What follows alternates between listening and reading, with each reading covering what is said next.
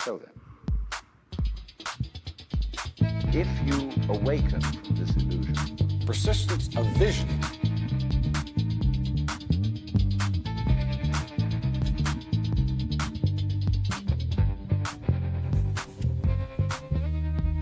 Ladies and gentlemen, welcome to the Persistence of Vision podcast. We are delighted to welcome you back to the podcast where we read books with people we love. I love it. So Persistence of Vision Publishing is an Austin-based company dedicated to bringing you a steady stream of thought-provoking, conversation-stimulating material, LB. Yes. By the way, that's LB over there. Yes. I'm Lance Fever Myers. If you check out the website, which is POV-Publishing.com, you can read poetry by One East Myers and W. Joe Hoppe. You can read sequential art and comics by Walt Holcomb and Penny Van Horn and Shannon Wheeler and yours truly. And you can read about my new novel, which has just been released. It's called Why So Much. You can get yourself a copy at Amazon and in select bookstores around Austin. And we're having a big party, LB. Yes. To celebrate the launching of this company and the book. That's happening at Malvern Books. June 8th. June 8th. That's right. June 8th. 2019. Correct. For those of you listening backwards into the past from the future.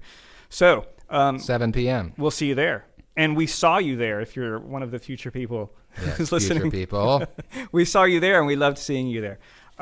So we're doing another podcast about another book. Yes. And we have another guest. Who is it? We are absolutely thrilled to have the maestro himself, a man who needs no introduction, Graham Reynolds. Yay. Graham is a composer, a band leader, a superstar, a great low-post basketball player. What else are you, Graham? A reader, I guess. A reader of books. That's a good answer. A reader of sequential art, as Lance calls comic books, and a reader of 19 ways of looking at Wang Wei. Would you tell us about the book that you've chosen, 19 Ways of Looking at Wang Wei? Sure. It's Elliot Weinberger, and I've read, he's a poetry editor and essayist and author, and I've read some of his other books. This is his book that has 19 different translations of the same Tang Dynasty poem by Wang Wei. Yes. Now, Wang Wei is a Buddhist poet and painter who lived in the Tang Dynasty, which, if you're keeping track, was a very long time ago. That's about 1,200 years ago. The Tang Dynasty was one of the earliest of the real dynasties. We have sort of unofficial designations for dynasties that go back more than 2,000 years or so, but they really are almost the stuff of legend. The real dynasties begin not too terribly long before the Tang. What made you so interested in Chinese poetry? There are several ways to get to this answer. The first was walking through the Met, going through a Chinese painting exhibit, and there was a painting from about 200 years ago, and it was sort of by Wang Wei and sort of not. Mm-hmm. He was in his time known primarily as a painter, later on known primarily as a poet. And part of the reason is that his poetry survives and zero of his paintings survive. Ah. But they were copied in the traditional master and tutor relationship.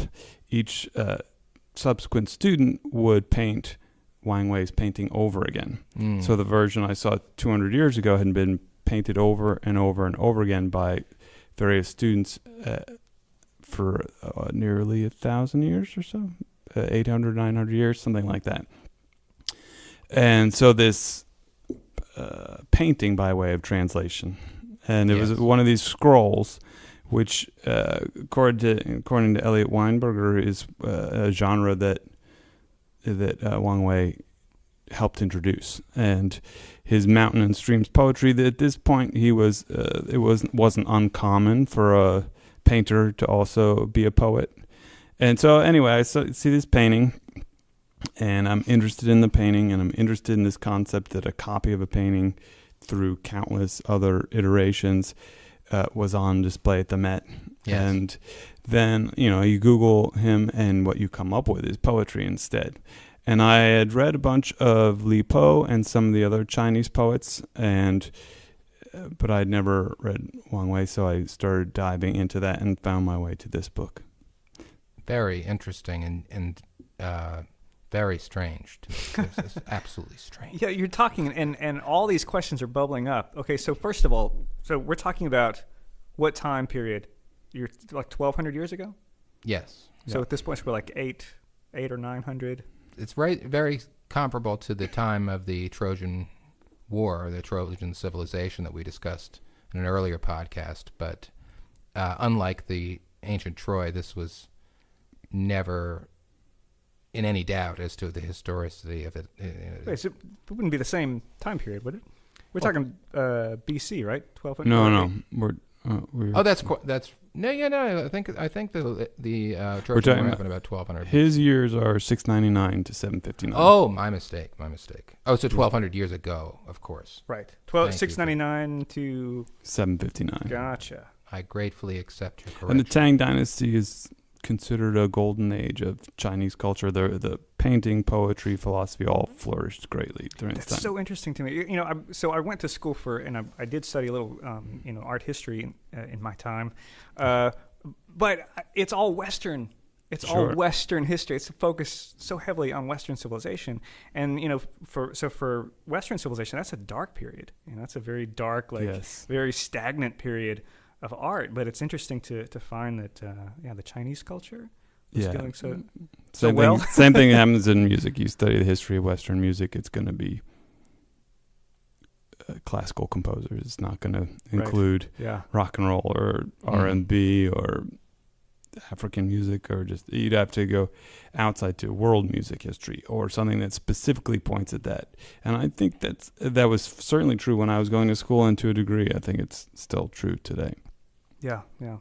And if you're going to learn anything, if I did take like an African art history class and that sort of thing, but those were all very specialized. So if you take just your typical your vanilla intro to art history, it's going to be all about Western civilization. Right. And then I had a couple other angles into this book of Chinese poetry. One of my favorite classes in college was Chinese short story, and ever since then I've read Chinese literature and poetry and all this. And then even further back, when I was a kid going through boxes of books in our basement growing up, my dad had gotten his master's in history, and he had focused on Chinese history. So there were these boxes and boxes of Chinese history books that were far too complex for me to understand. But I thought China was cool as a result. Right. Very cool. And speaking of cool, this book has a rather cool structure. It's not a typical book. It's quite short, but you don't get the impression that it was written in a short time. Or at least I didn't. No. It seems like it's every single word was carefully researched and constructed, because what the book structure is, well, tell us about it.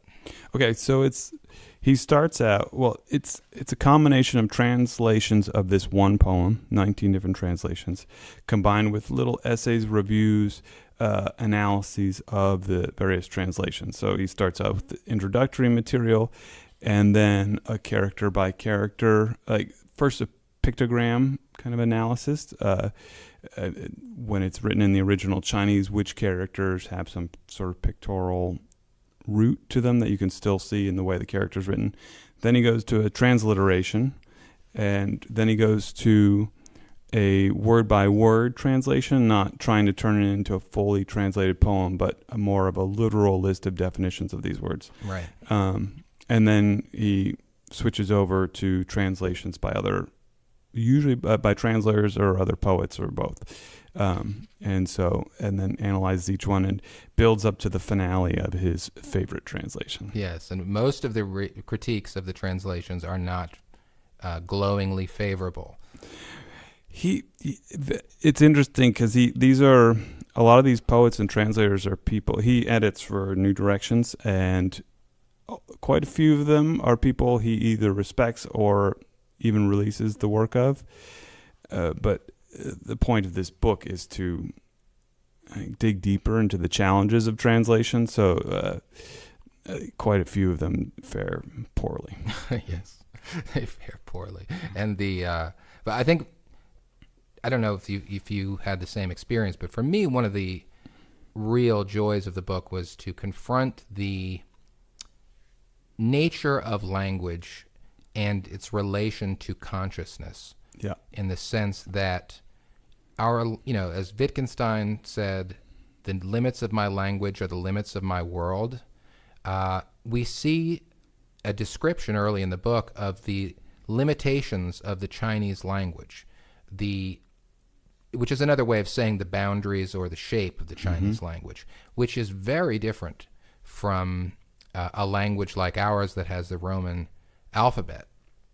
It is a language that has a quasi-pictographic character set. It has I believe it says the most limited number of phonemes or vowel sounds. For a major language, exactly. Yes, of any major language.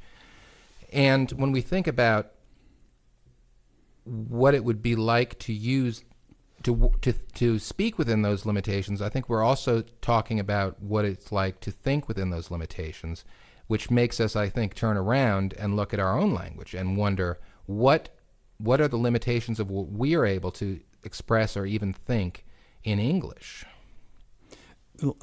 And to me, this applies not just to spoken language or written language, but as a composer, this applies to music as well, and the way that people understand music. When in context of music, everyone grows up learning musical vocabulary, whether you study it in a deep way or you're just a casual listener.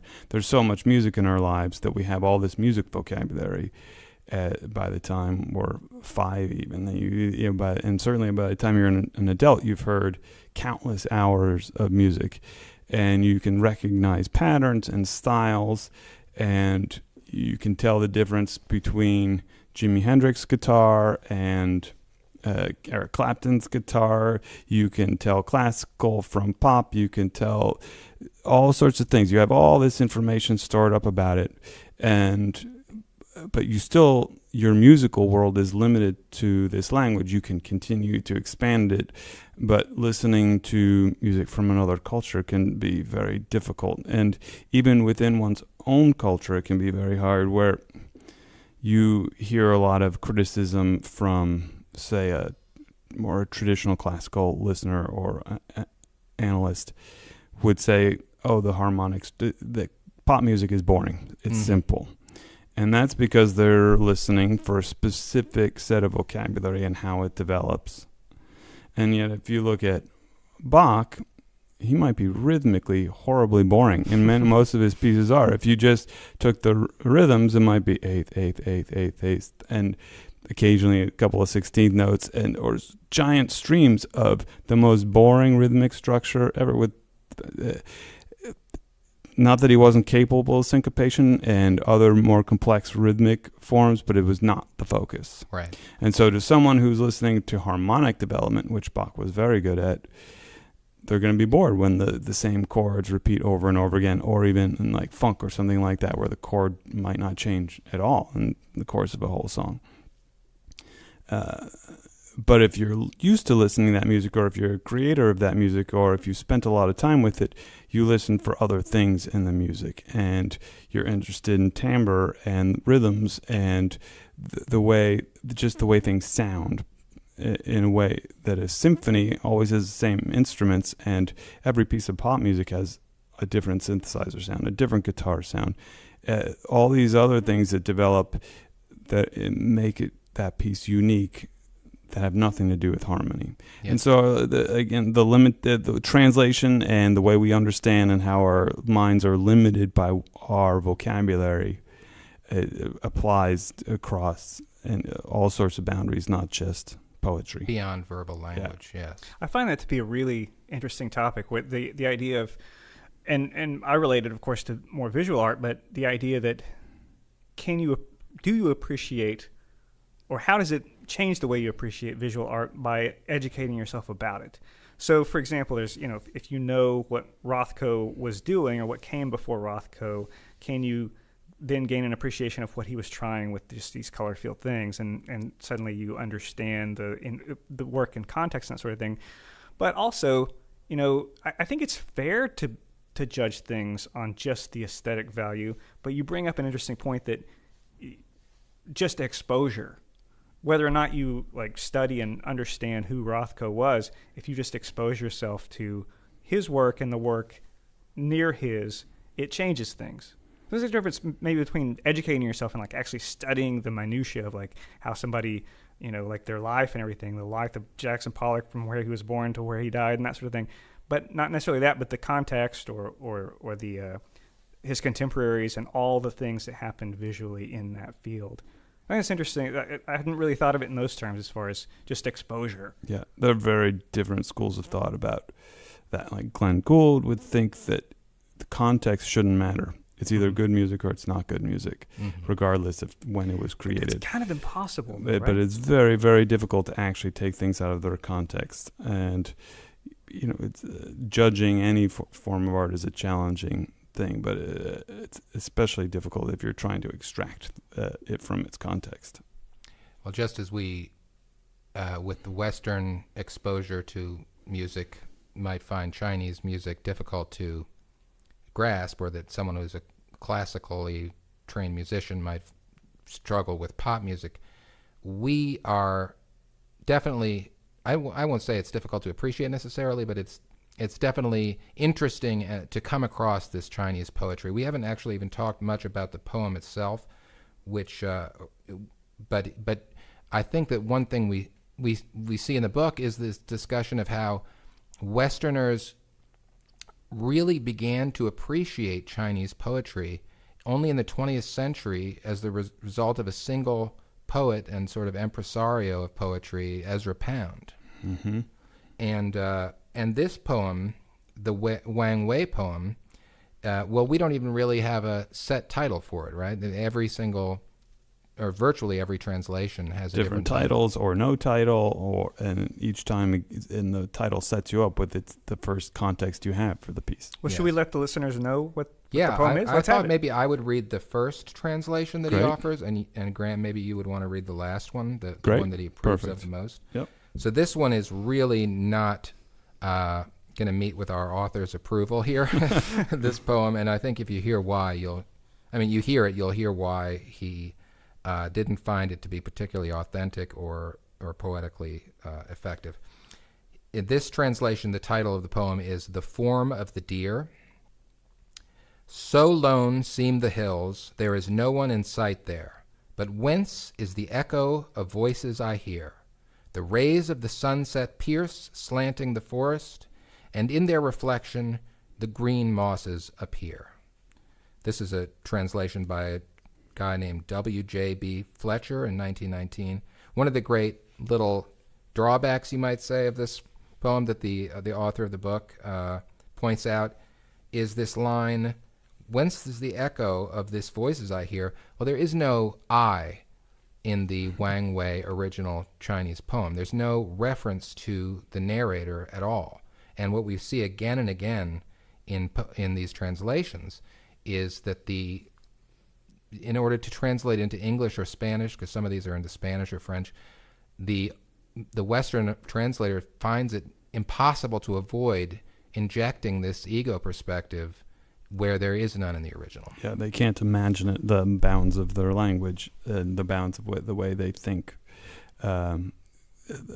forces them into this, it's got to come from a perspective, and then they put it in this autobiographical perspective. Yes.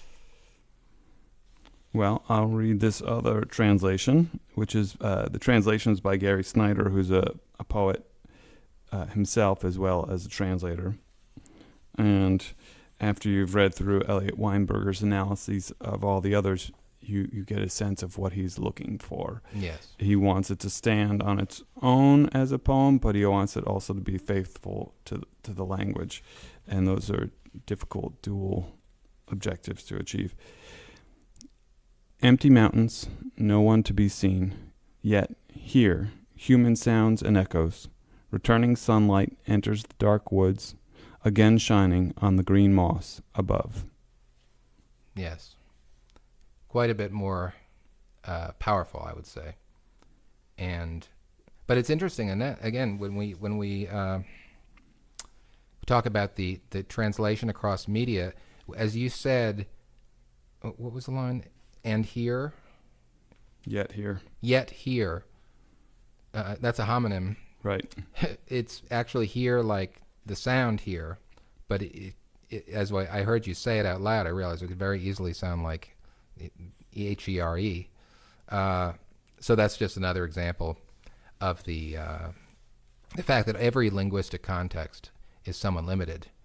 And this, yeah, it's one thing to talk about that. It's another thing to see Weinberger really dive into these differences, these clashes that we see. And it's really marvelous. So, some of it's as simple as this light that's coming through and then shining.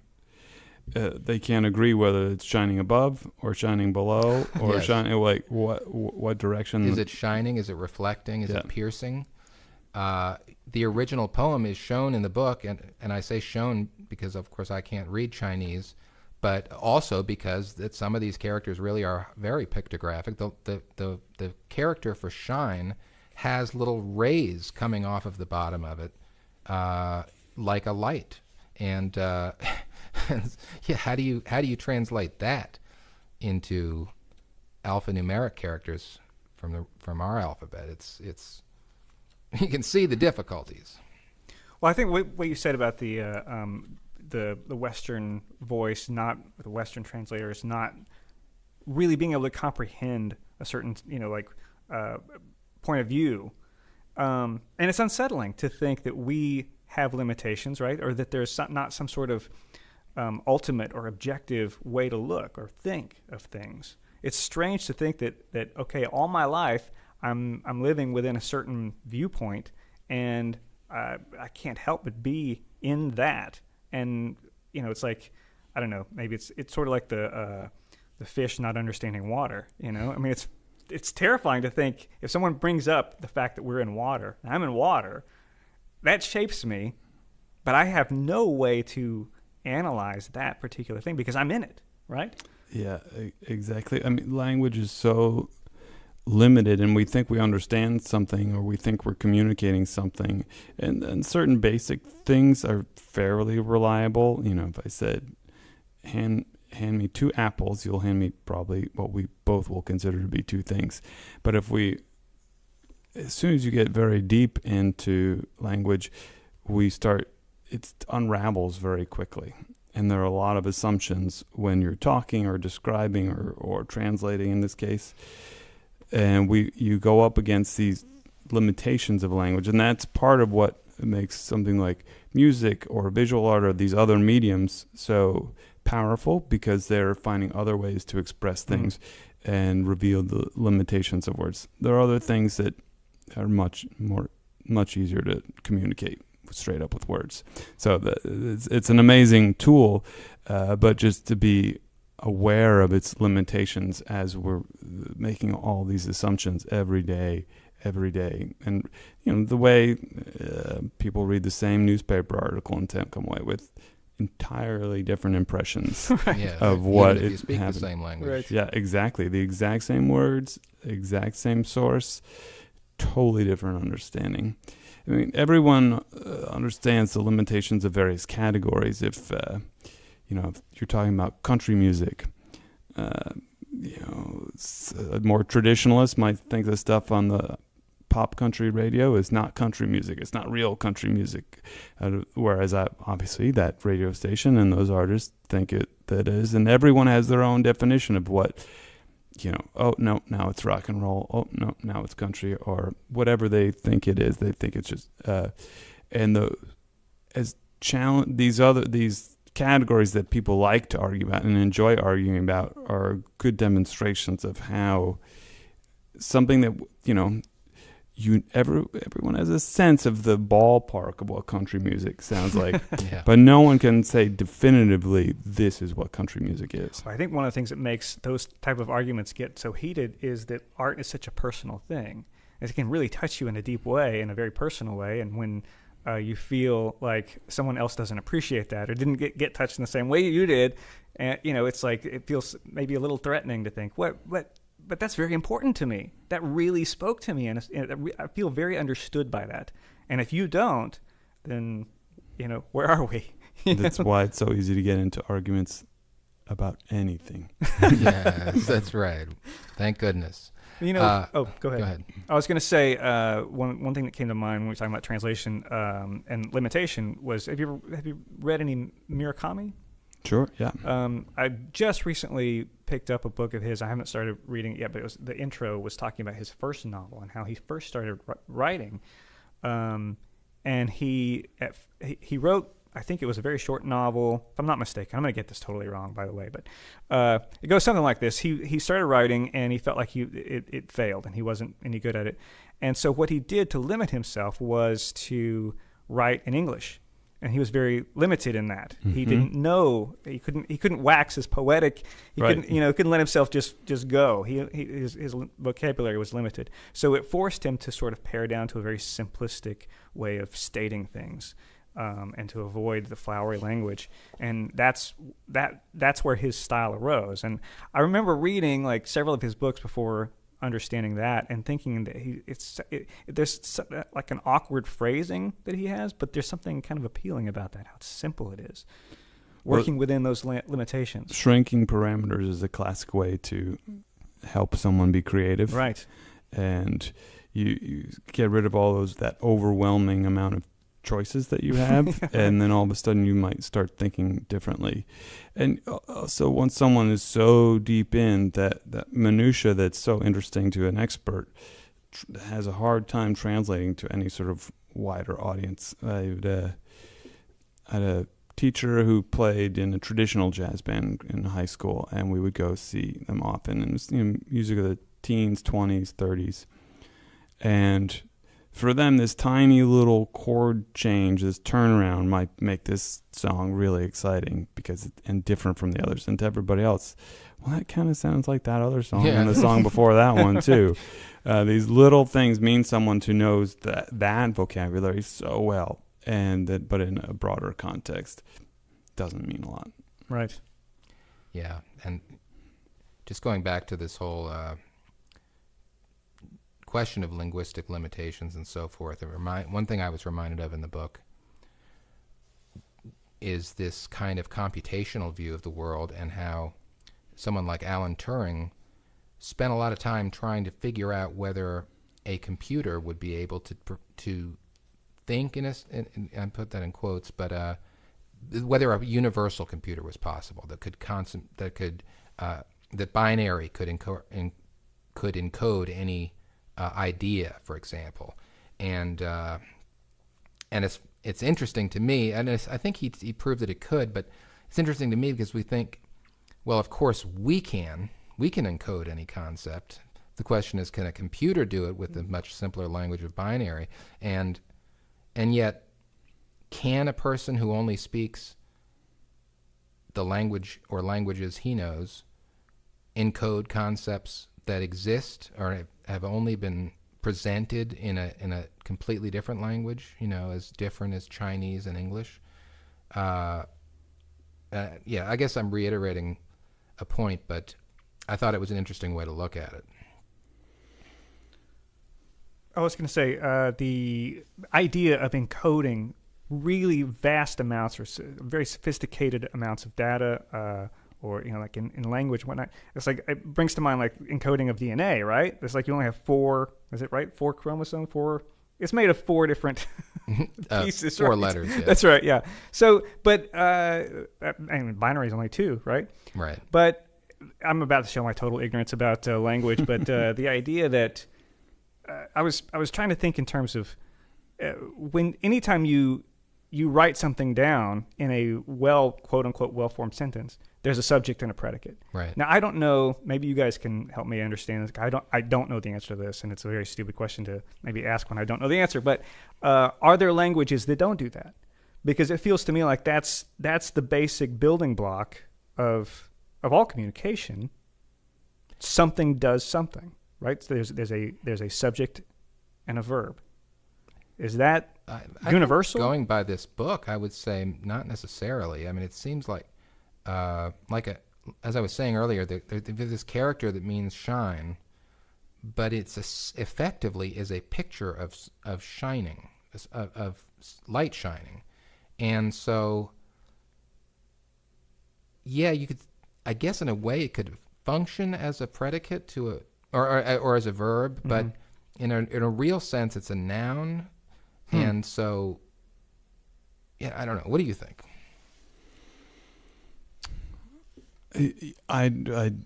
My linguistic history is limited, but I do think I suspect there are different ways of constructing basic communication.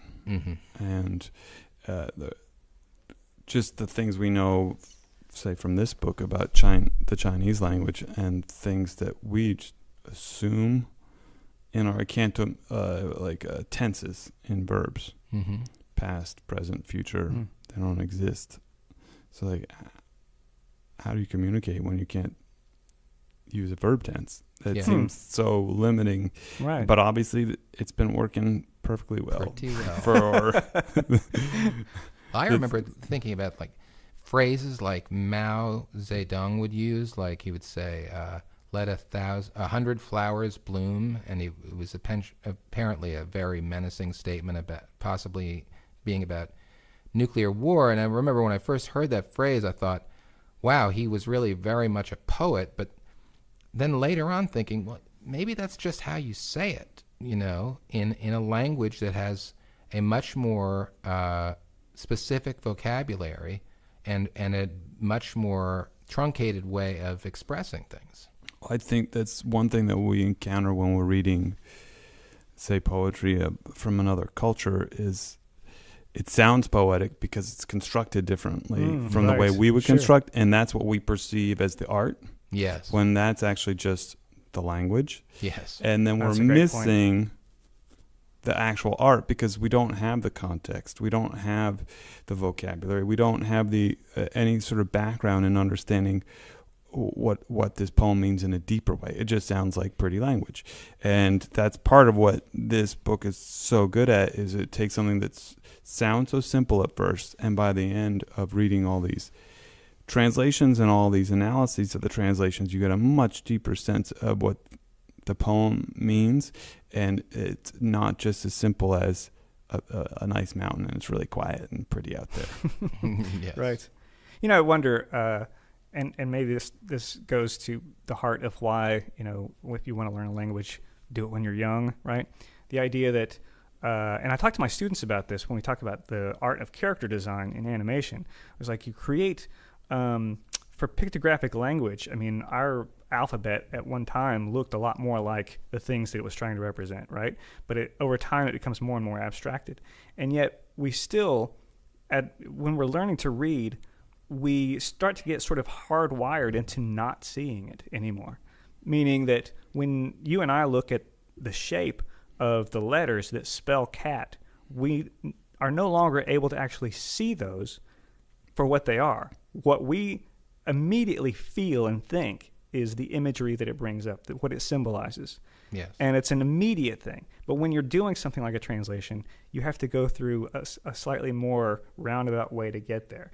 And I think there's something that's very powerful about that hardwired thing that you get as a child, like learning to feel what it symbolizes rather than having to go through the steps of seeing it, decoding it, and then understanding it. And this is very similar to making music, too. I mean, if you're practicing, you're thinking, C and then D and then E and then F, and you're practicing this scale and you're very deliberate about it. But by the time you're performing, you're not thinking so literally and so point by point. And what are all these notes that I'm putting together? And what is this rhythm? You've moved past that towards actually communicating, speaking the language of music instead of thinking the language of music in a broken down step-by-step sense. Right. Makes sense. I think that we've added another layer here because we have this wonderful book talking about the differences in interpretation and translation, but now talking to you, Graham, we have this extra layer of what it's like to read this book and think about these ideas as a musician, and to have that framework to apply to it. So that's really wonderful. I think we're probably ready to do our lightning round at this point. All right. But maybe we just see if you have any things you'd like to finish off, or anything you haven't said about the book that you'd like to say. I know that authorship is such a confusing thing, where because it's tied in our culture to finances, it's very important to determine who the author is, or how much of a percentage in a very concrete way you are the author. But when you have something like this, where a painter who painted paintings in the 700s then gets copied over for hundreds and hundreds of years, at that point, who's the author of that painting?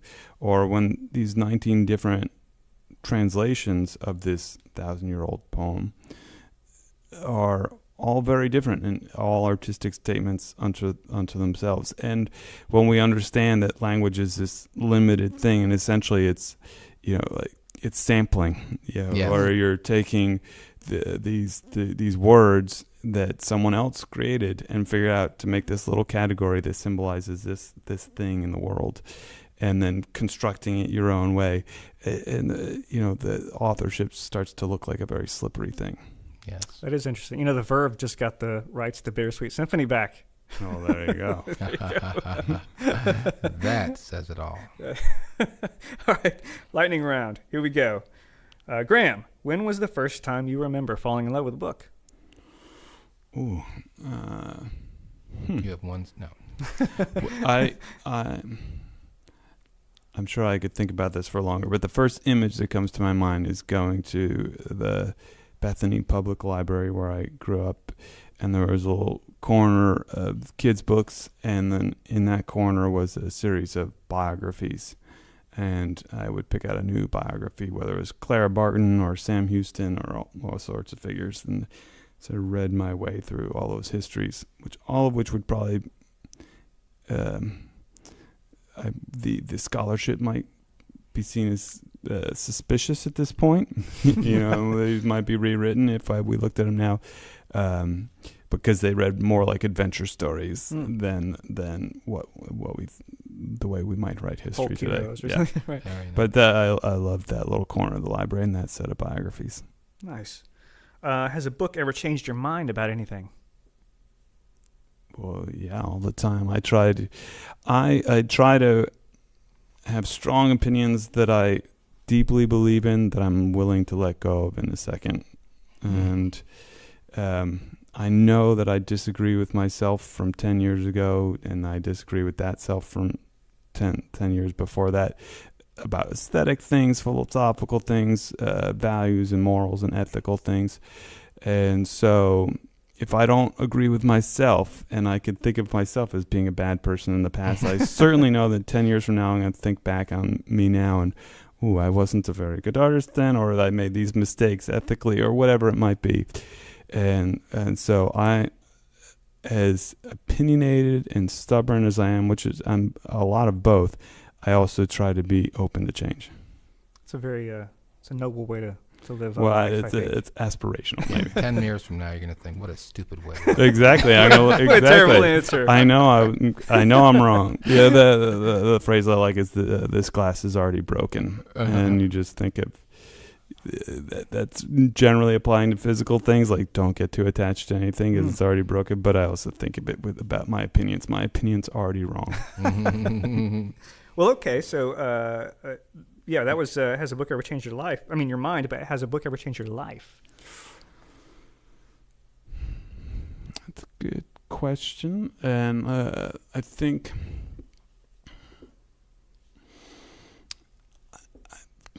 I remember paintings that changed my life. And which makes me think if I thought longer and harder about it, I'd find the book that changed my life. But seeing the muralists in Bellas Artes in Mexico City when I was around 9 changed the direction of my life forever. I ended up studying Latin American history. I ended up living here. I grew up in Connecticut, and here I am 4 hours from Mexico and Texas. And this idea of this great public art movement, when most of Western art was leaning towards the narrow sort of art of the individual and the self-expression, and this was something that's much broader than that. So those paintings changed my life, and I'm sure there are books that have similar impact, but that's the first piece of art, creative work that I think of as changing my life. Fascinating. That's great. Okay, so has a book ever made you cry? Has anything ever made you cry, Graham Reynolds? I'm not sure that a book has. As progressive as I try to be, I definitely have a machismo streak that doesn't allow me to do certain things, and crying is one of them. Interesting. Wow. Interesting. Okay, name a book you've read more than once. 19 Ways of Looking at Wang Wei. There you go. Very there good. you go. Very good. And why did you come back to it? Because it's so simple and so layered at the same time, and this idea of authorship translation and multiple ways of looking at the same thing is infinitely fascinating to me. Okay, and final question. This is the big one. Right. Do you have any poetry committed to memory? No, this is why I'm an improviser. I'm not good at memorizing things, and I don't enjoy memorizing things, and so I try to write music that other people play the written stuff, and I play the stuff I feel like playing. And I guess the same thing applies to poetry. You're not alone. I think we've had one guest answer that one in the affirmative. You know what I have committed to memory? An Ezra Pound Chinese-style poem. Oh, look at that. It's only 2 lines. Would you like to hear it? Absolutely. Very much. It's called In a Station at the Metro, and it goes, "The apparition of these faces in the crowd, petals on a wet black bough." Beautiful. So let that be a lesson to you. I have. Already. He may have turned into a fascist, but Ezra Pound brought Chinese poetry to the Western world. Well, he's an interesting guy, isn't he? I mean, he was also interesting in that he was a serious poet, but probably better known or more important as a kind of cheerleader, inspirer, organizer, introducer of poets to each other and other artists. Mm-hmm. Very interesting, but he's best known as a lyric in a Bob Dylan song. Oh, of course, of course. Well, we want to thank the maestro, Graham Reynolds, composer, poetry fan, band leader, superstar, low post basketball player. Where can listeners hear some of your work? Oh, I'm easy to track down. Whatever service you use, whether it's Spotify or YouTube or whatever you like to listen to music on. I've got a lot of music out there in the world, and then I perform all the time, a lot in Austin, but I travel around too. But I'm very Googleable. Graham Reynolds is an Austin treasure. I highly recommend checking him out if you haven't heard him already. Google him. Yes. Thank you, Graham. This has been fantastic. Hey, thank you so much for having me. And thank you, ladies and gentlemen, for joining us for another fun-filled episode of Persistence of Vision podcast. You can check out the Persistence of Vision Publishing website at POV-Publishing.com, where you'll find comics, poetry, original prose, and a link to read the brand new novel by Lance Fever Myers, Why So Much? So check it all out and join us on the 8th at Malvern Books. And we love you, and God damn you all. Thanks, folks. Bye.